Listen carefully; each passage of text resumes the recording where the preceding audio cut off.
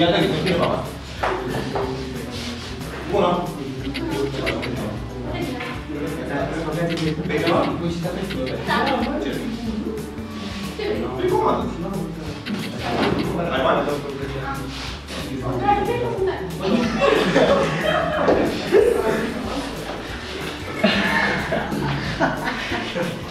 Ia să plătești tu.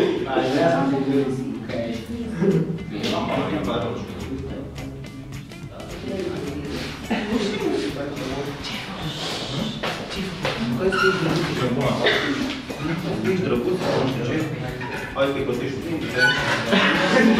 Hai să mai mergeți, vorbești. Dacă vrea să mergi de aia, vorbești, ce ai răspuns de la mea? Păi nu zici, nu știu, rădați lumea. Zici, nu ștergi în chestia aia cu ăla. Nu știu ce de mamă, de dată. Dar mi-am murit cu ăsta. Lasă numele că-ți dau o palmă. Stai niște. Mă fășește.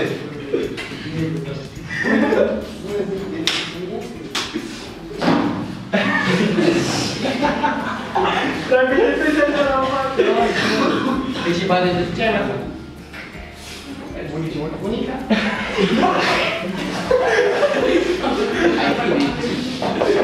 La ce crezi?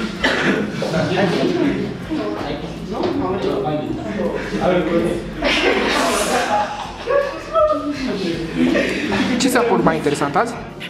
Tot proiectul a fost destul de interesant, dar partea cu desenul mi s-a părut mult mai interesant decât toate celelalte. Am înțeles, deci s-au părut interesante părțile creative, unde îți stimulezi... Da, și mai ales pentru că fiecare am făcut un rol și a respectat rolul fiecare și... Ok, deci munca în echipă ți-a plăcut, dar când se respectă rolurile, da, ai dorit să respecti mai mult rolurile. Și ce impresie ai despre debriefing? Crezi că a fost de ajuns? Am discutat destul pe fiecare subiect? Deci mi-a trebuit să vorbim mai mult. Deci să se vorbească și mai mult, mai multe activități și mai mult debriefing. Ok, atunci. O opinie generală pe ziua de azi? Mi s-a fost foarte ok și o să vine fiecare dată când e o activitate vine. Perfect. Și ce ai schimbat? Cum ai vrea să fie următoarea întâlnire? Mi se pare destul ok, nu știu dacă aș schimba ceva. Okay. Ce mi-a plăcut cel mai mult a fost partea cu scena de teatru.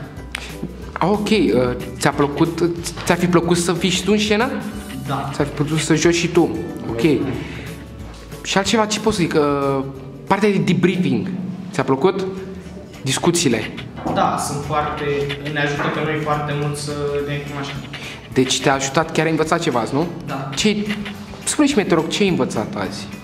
Trebuie să fim mult mai creativi, trebuie să avem mai multă încredere în noi și în echipa în care facem parte. Și ai învățat cam cum stă treaba cu încrederea în tine și cum ai putea să o dezvolți, nu? Sfaturile care s-au dat azi în activitatea care am avut-o, te-a ajutat? Te-ai învățat ceva azi? Ok, perfect.